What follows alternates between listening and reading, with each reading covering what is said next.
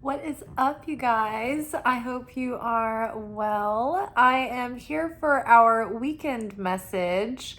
I'm a little behind on our content. I was very tired yesterday. I've had quite a busy work week. Picked up extra shifts, and then I've also been doing readings, which I'm super grateful for, but I was really tired. So I had to take a day off from content creation yesterday. So I wrote up our weekend post today and I put it on Instagram. So now we're here to our video, and I just got back from work. I'm exhausted. I got off a little earlier tonight than usual, so I'm excited. I think I'm going to postpone our Secret Teachings of Jesus video this weekend since I'm doing this video tonight. I'm going to be a witch at a birthday party, a children's birthday party tomorrow, and I'm reading tarot for the adults and the children.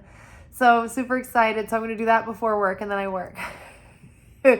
So I've got to get my witch outfit and like my little travel tarot kit ready for tomorrow. So I'm pretty tired.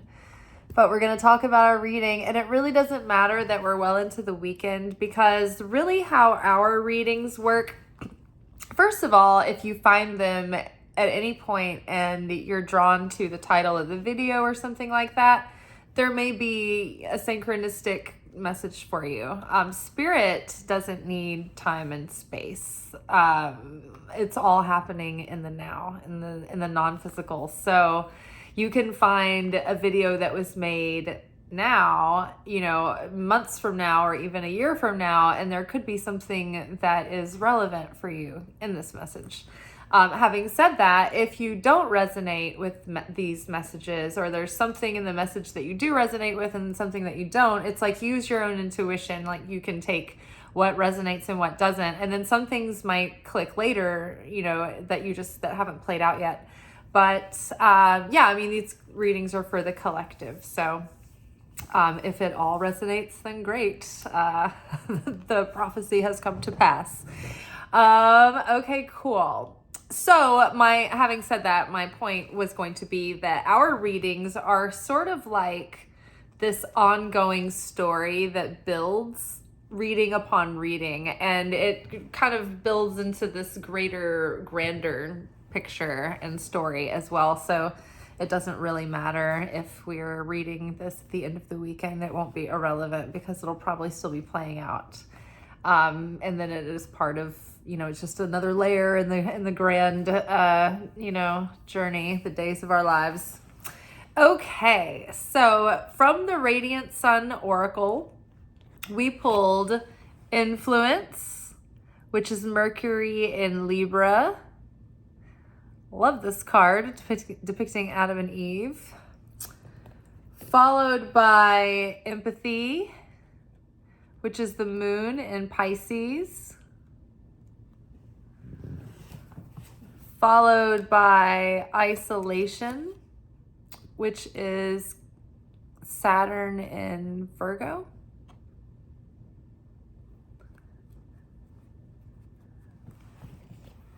And then we've got Status, which is Jupiter in Taurus.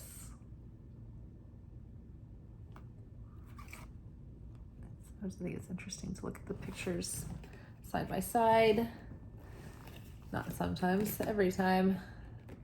So I feel like they're all the pictures together. It's like they're all interacting. Underneath Influence, we got Four of Wands.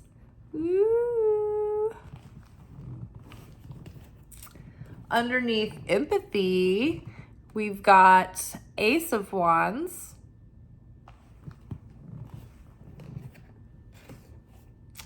Underneath Isolation, we have the Justice card, which is Libra. And under Status, we got a cluster of 3 cards. We got Judgment, but with the caveat of 7 of Wands and the Devil reversed. All right. So let's unpack this. So overall, I'm really feeling like the cards are talking about like a new cycle of love and abundance starting for us. We're right on the end of the high holidays. Sukkot was wrapping up this weekend. I believe that either yesterday or today is the last day of Sukkot, which is called Simcha, which is an all-nighter studying the Torah in joy and gladness and excitement.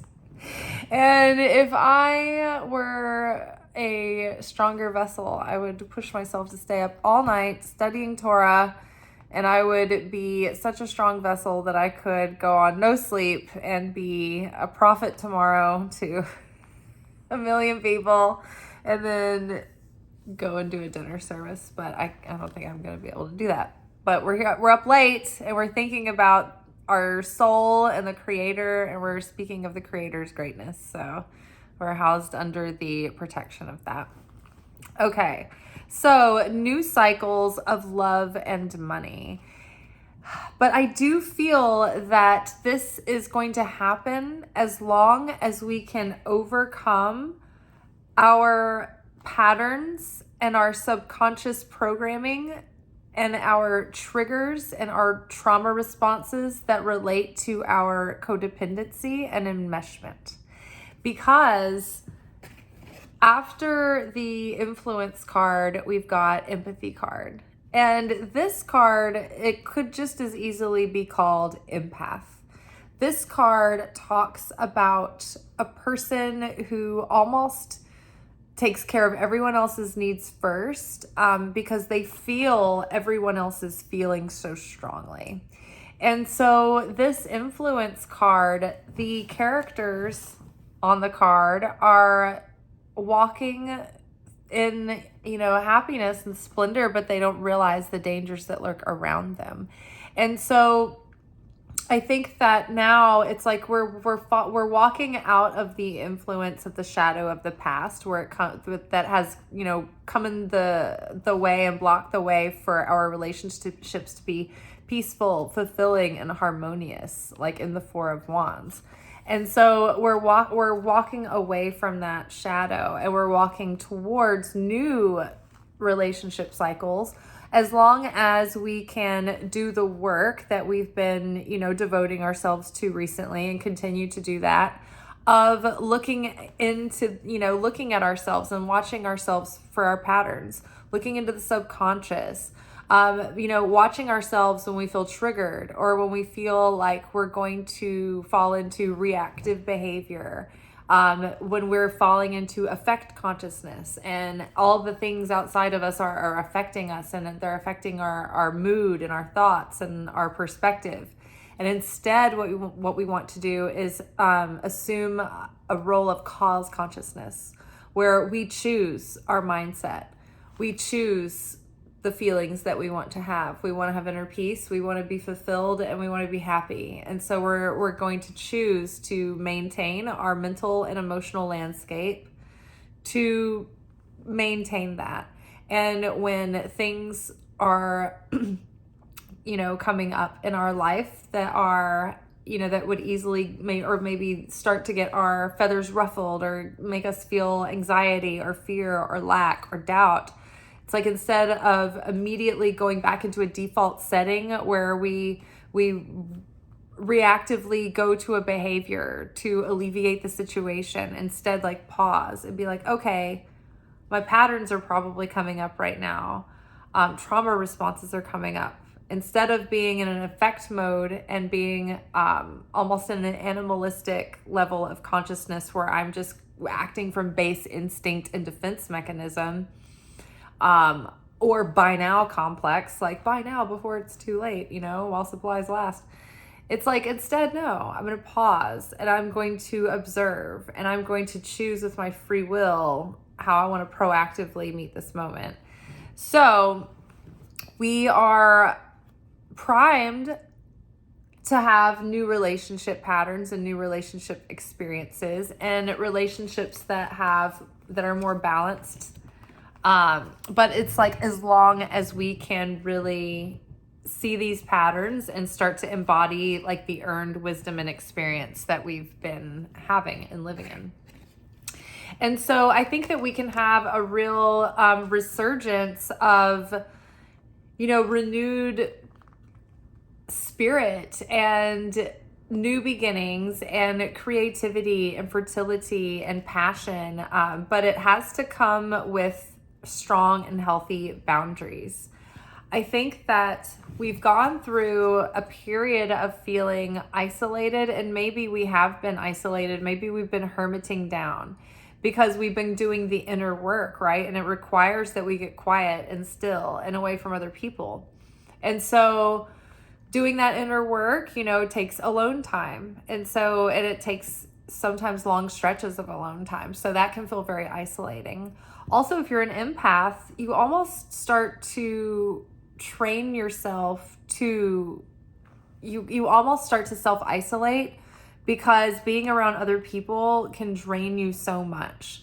Because empaths are feeling everyone's feelings all the time as if they were their own. And sometimes they don't understand, and they don't know that those aren't their feelings, that they're other people's feelings. So because empaths feel people so acutely, they care. They care so much more than other people do. And so they a lot of times self-abandon, because they're like, oh, I'll be fine, but I can feel their suffering so much. And so I want to make sure that everyone's comfortable. And it's like empaths end up abandoning themselves to keep everybody happy and maintain the status quo, especially if they're a Libra. So, this is about, sometimes in a defense mechanism or in an attempt to of self-preservation, empaths will begin to isolate. They're introverts, right? We have to go in and be alone in order to recharge. But at a certain point, we can start getting so sensitive, especially when our gifts we start deepening and expanding our gifts, but we don't necessarily know how to create those psychic and energetic boundaries yet. We can become extremely sensitive to energy that that's contrasting ours, or people who are energy takers or suckers or energy vampires. That can be super, super draining. Even just crowds of people. So in an attempt to self-preserve, many times empaths begin to isolate themselves, and they're misunderstood for it, and it does feel lonely. And so I think that we're learning now how to have better boundaries and how to set better boundaries with ourselves and others. That way we are more available to other people that we know in our lives who feel isolated and alone and need help, or need some company, or need an ear, an empathic ear. Because the thing is, the gift with empaths, and probably many of you watching this channel are, spiritually sensitive people. And so people might like to talk to you about things, and they like to have your ear and your opinion, but that's very draining to empaths, right? So it's you have to have a balance, right? And so when you balance and you put boundaries up that are healthy, then you learn to trust yourself again. You're not abandoning yourself. You're learning how to take care of yourself. And so you feel safer and more your tank is full, so that you can sit with others in measured amounts and conscious amounts and give fully your presence for them. Because that's part of your purpose too, is to be there for people, is for all of us to be there for each other at times, but it takes balance. And so this is a kind of a renewed sense of feeling kind of coming to life and feeling social again, and feeling good about getting out there, and feeling good about, exploring new opportunities. And there's another note about the empath card, or the empathy card, is that this also talks about having this ability to put one's finger to the pulse of the zeitgeist, and have this sort of instinct about what's fashionable and what people will like and what people will respond to. So you may have some creative ideas about something that you want to create that you think might be really well received and popular, and you might be onto something, because Ace of Wands In regards to creativity is about new ideas. In regards to love, it's about, Ace of Wands, like, see the big stick? You know what I mean? So it's about attraction, passion, drive, right? So with this as a creative thing, with a relationship, it's like you may be feeling like mutual attraction, or you might be picking up on other people's attraction towards you because you might be very magnetic and attractive right now, with all of your energy, surging and like new, awakening. So it might be very attractive to others, and you might be picking up on their attraction. And so one of the boundaries you might have to make is just realizing if you're attracted to someone or if you're only attracted to them because they're showing you so much attraction. But yeah, I feel that there is also something that's like making a sacrifice, like being understanding to someone's situation, that there might be some chemistry or some excitement around some ideas and wanting to get something going or started. But there may be some factors that you may have to like consider with other people involved in like group projects or whatever. It's like, be empathic. This card also talks about like being understanding and maybe having to like make a sacrifice or put yourself aside for something. So with regards to creative inspiration, maybe you're onto something. Maybe you've got a really good idea about something that could be very popular, but just be patient with yourself because it might take some time to get this off the ground, and it might take some sacrifice, right? Like you might have to sacrifice some of your free time or some of the other things that you would be doing while you're working on this idea, or you might have to sacrifice some resources that you would be allocating elsewhere. It might take some investment. So just consider that. Like, what do you have that's like brewing in your mind that you might think, people would be really into? They might actually be really into it. All right. And so under isolation, we had the Justice card. And so not only do I feel like our relationships are coming more into balance, I feel like our work life is coming to more into balance. And I feel like there's more of a balance of like alone time and social time that's happening. Sometimes we go through seasons of our life where we need like deep isolation and like long sustained isolation. To me, that sounds really nice right now. But sometimes it goes on too long, or there's not enough connection, or there's not enough intimacy. Sometimes we're just surrounded by people all the time. There's not enough depth. There's not enough intimacy. And then you still feel isolated. So I think there's more balance coming in there. I think we're going to start feeling like more nurtured and satisfied with both the amount of time we have to be alone in our own solitude, and with time spent with like fulfilling relationships, friendships, family, lovers, what have you. I think that our relationships are becoming more balanced. And I do think that if you're feeling isolated, then think about sometimes when we want to receive something, the answer is to give it. Because when we're in vibration with something, it doesn't matter if it's coming or going, we're in resonance with it, period. And so being in resonance with a thing will start the flow of the coming and going of it. So if you feel isolated, then extend your hand in friendship to someone that you know who's isolated, or maybe needs a visitor or needs help with something, right?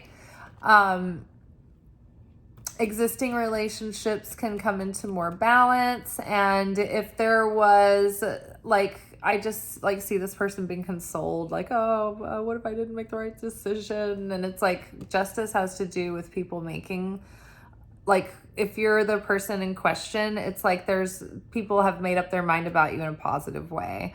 Or if there was like some like court case or something that you're waiting on, it's like the ruling is in your favor. Or if you were in a spiritual court case, like we all were through Rosh Hashanah and Yom Kippur and Al Sukkot, it's like maybe like the ruling is in your favor. Hopefully the scales tip to the side of mercy and justice for you this year. So yeah, there might be something, getting worked out in your relationships. Maybe there's been, long-term conflicts that have been, that resulted from old patterns. And then maybe they've been like the ancient dynamics that put the patterns there. Maybe all of that is being sort of brought to the surface for healing right now and to be brought into balance. And we've been doing the reflective work. So I think that there's a good chance that it's finally starting to, take root. Healing is starting to take root. We're starting to really get to the bottom of our patterns and make real change. And so because of that, Jupiter in Taurus is like the expansion of good fortune and wealth. This is an established masculine and feminine. They have wealth and status and stability. And so I think that there is possibility for healthy, long-term, fulfilling friendships and, romantic relationships and love relationships on the horizon. And new possibilities to grow your own business. Oh, another thing I wanted to say about this, that's what it was, the work-life balance thing. So bringing things into balance, this card, Saturn in Virgo, can be like, this can be about someone who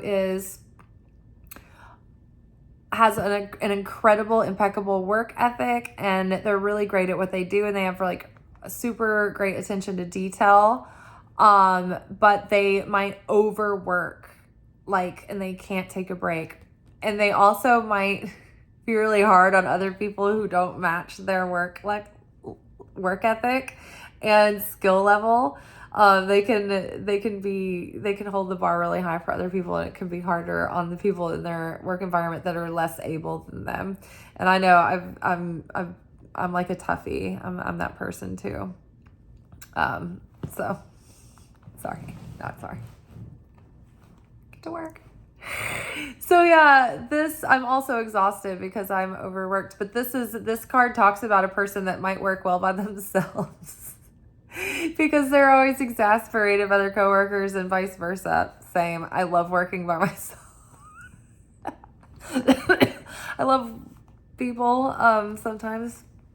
I do like working by myself for that very reason. But yeah, so if you are overworking and you are about to physically burn yourself out mentally or emotionally or physically, like right now, I'm saying this and like my hands hurt.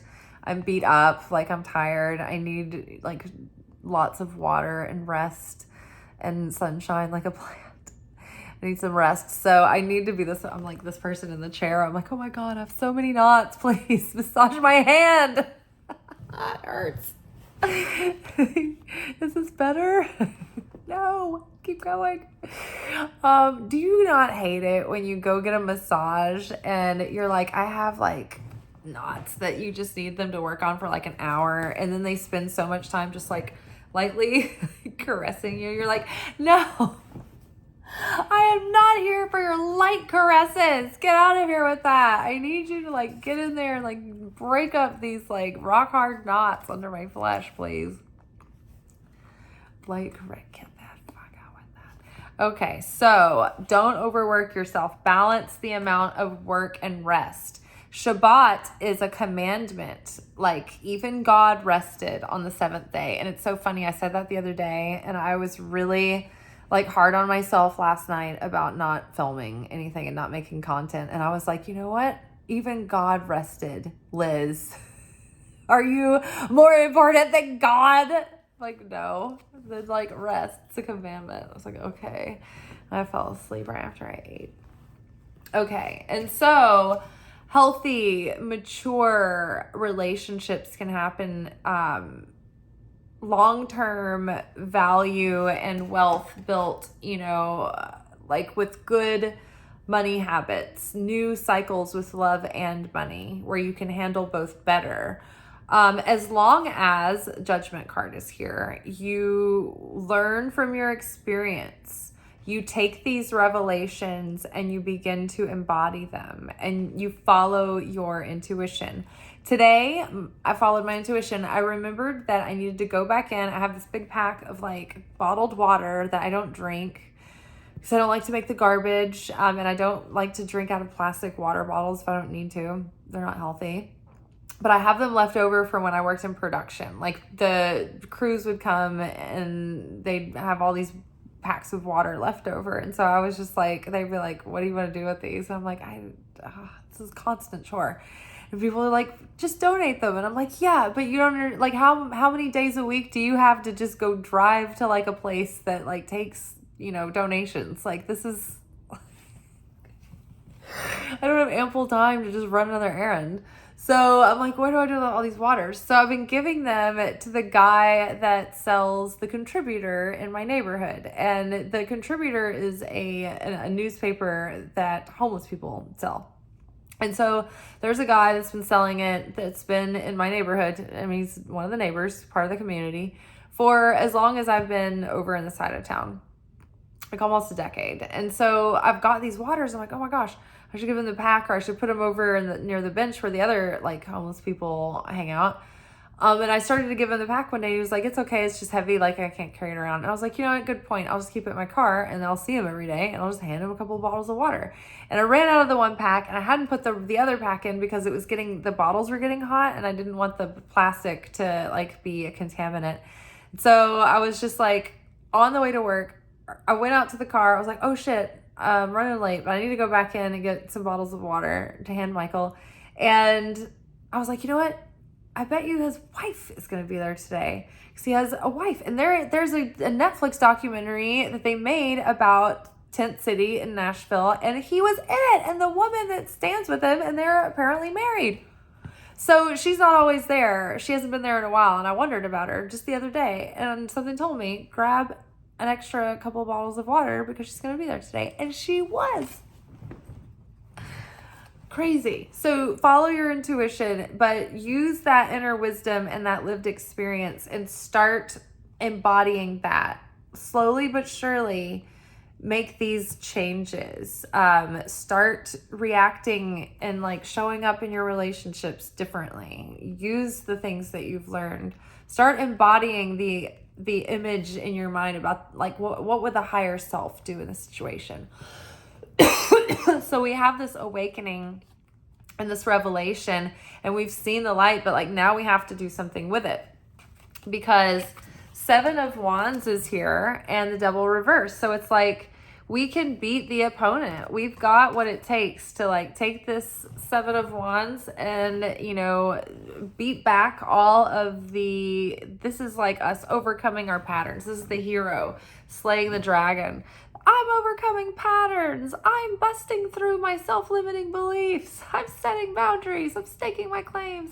I'm standing up for myself. I'm standing up for what I believe in. Building trust in myself. I self-esteem.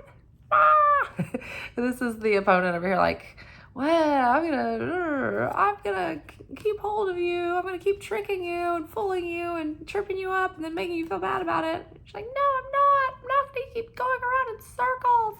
I'm not gonna keep doing this with you. I'm gonna have the same argument over and over again. I'm done with it. Are you sure about that? Okay, so 7 of Wands, like having the perseverance and the determination to like see, okay, I can see these patterns so clearly now. I can see my old stuff. I can see my tendencies to want to go back and do it this way. I can see how I'm enmeshed and I feel like I'm emotionally responsible for everyone. I can see my codependency, how I'm playing out these dynamics all the time, and now the more that I can see it, the more I'm not going to fall prey to that. I'm going to observe it and be like, no, I don't need to do that. I don't have the urge to do that. I can choose differently now. And so the Devil reverse is interesting. It's like, it's about having the determination to overcome indecision. In fact, the Devil reversed card is actually basically the bullet points. I'm going to read it to you out of Eileen Conley's interpretation, but it's basically the bullet points of the high holidays. It's It's about overcoming the smaller self and the old patterns and rising above to new consciousness and becoming more decisive and more determined, and, not putting up with like a bunch of BS, not putting up with your own BS, and going forward unencumbered by fear and lack and doubt, and just going, into the future with lightheartedness and certainty and optimism, right? And being decisive and having backbone and the courage of your convictions.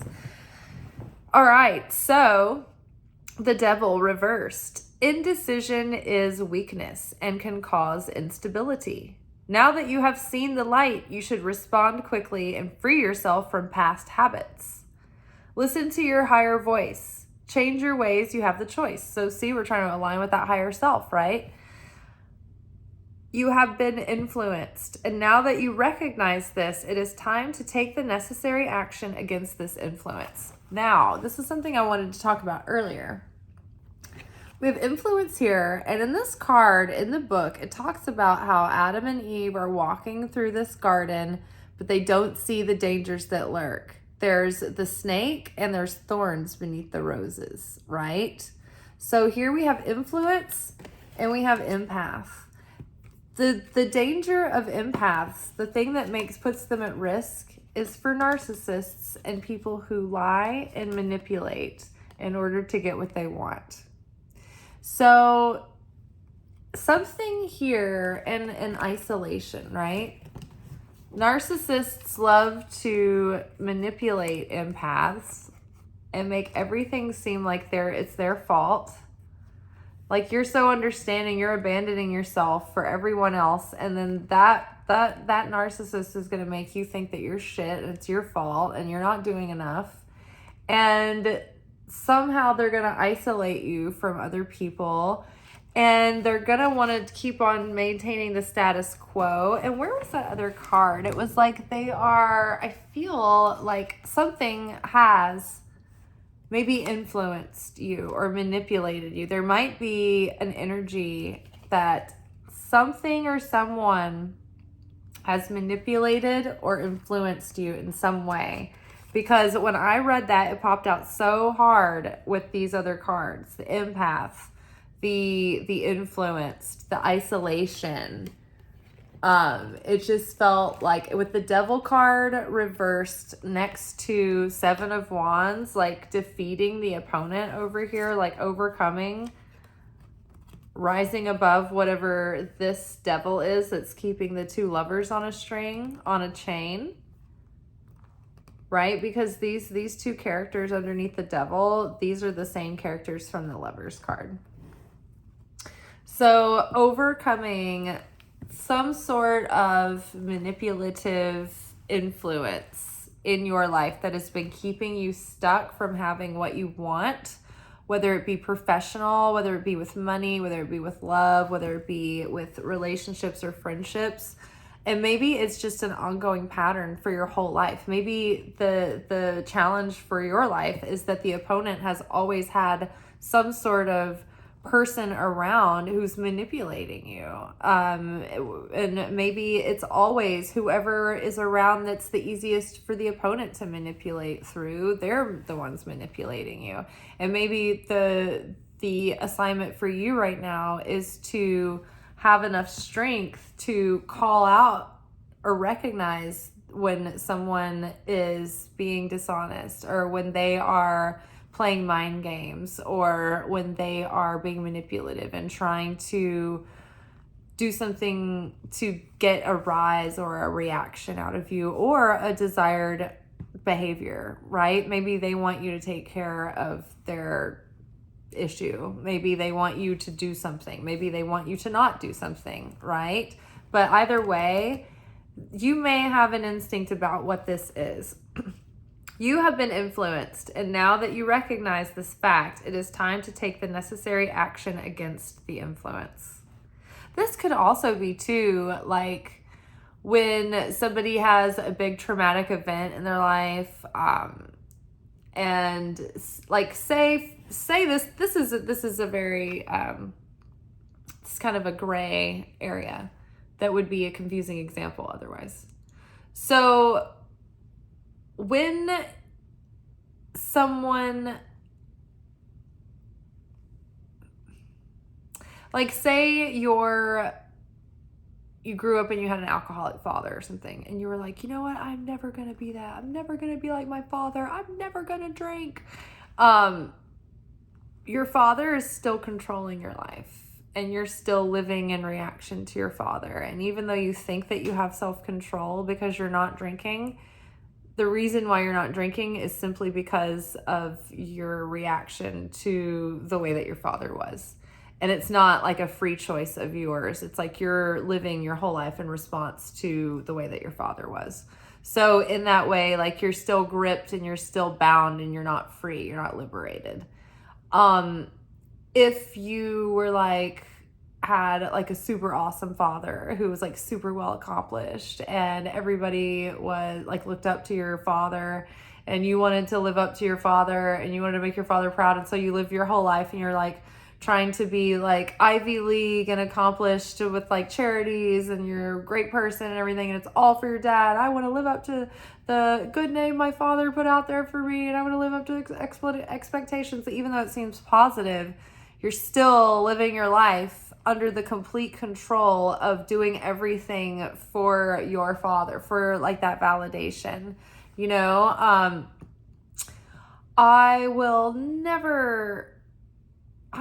You know what I mean? Like, when something happens and then you're like, you know what? This moment is going to define me, or I'm never going to do this because of this, or I'm always going to do this because of that. Be careful about those contracts, those promises, those vows that you make, you know, where you are living your life in reaction to something else other than your natural, like, soul guidance or your own true pure desire towards something. So be careful when you're doing something reflexively because of something, or not because of something, or to avoid something, you know, because that is in reactivity. And, you know, it controls you, it owns you. You don't own it. You're not free of it. It drives you completely, right? So that is another example of a way that you might have been influenced. It's never too late to make amends, deal with your problems, and avoid emotional outbreaks. So yeah, don't blow up on people, and don't hold everything in until you're in despair either. Being timid will only emphasize your weakness. Take the bull by the horns and do your own thing. So yeah, don't be timid. Don't be indecisive, right? Right now is the time to really take charge of your life. Be really confident and bold and clear about what you want, what needs to happen in order to do that, who you need to be in order to do that, and what needs to get done, and then do it. Like, go for it. Don't wait for permission, you know, don't wait for validation. Just take the bull by the horns and go for it, because we're jumping timelines through this eclipse season. It's like we have this new chance to start like a whole new direction of life and build a new story and be a new version of ourselves, a version that we've never been before. So it's going to take us, though, using our good judgment, our earned judgment, and putting that into practice, and overcoming indecision, overcoming the outer influence of others, especially when it comes to, you know, manipulative influences. You know, we're awakening to all of that, and we're shedding all of what is inauthentic so that we can live like a soul-led life that is true to our heart of hearts, and not, you know, a life that's lived because other people are watching or not watching. You know what I mean? We're not living enslaved to other people's expectations, and we're not completely enmeshed in everyone else's needs either. We're setting healthy boundaries for ourselves, and we're taking care of ourselves so that we can be there wholeheartedly when we are there for others, instead of half-heartedly. Because if there's an imbalance in receiving, it creates this thing called bread of shame. When you overgive, it creates resentment to the receiver. And it's called bread of shame. They're ashamed because they haven't earned it. Like, oh, I don't deserve this. And yeah, it creates tension. And so by overgiving, you think that you're being kind, but you're really creating bread of shame, which creates tension, which creates resentment and bitterness, this like bouncing back and forth. It's like one person has bread of shame because they're like, I don't deserve all this, and the other person starts feeling resentful because they're like, I feel like I'm overgiving, and this person is like, it's not like, reciprocating equally, and this person is like, I didn't want all this, and I don't feel like I should be like tied to this like obligation to give this back, like, or give back at this level. It's like there's strings attached. So, gets sticky. So, all right, y'all. I'm tired. My hands hurt. Take a shower, eat, go to bed. I've got a busy day tomorrow. But I'll be back tomorrow for our weekly energy oracle forecast. I'll see y'all then. Ciao.